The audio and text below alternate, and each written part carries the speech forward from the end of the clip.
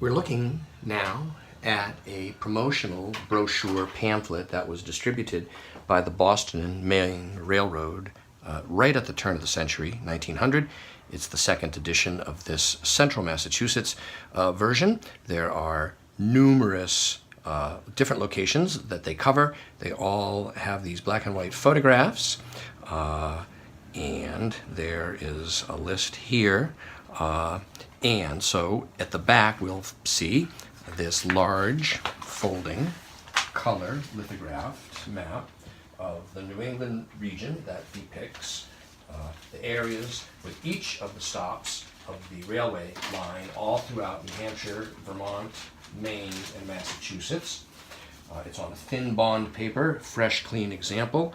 3 insets across the bottom of northern Maine with New Brunswick, Canada, the White Mountain region, as well as Mount Desert Island off the coast of Maine.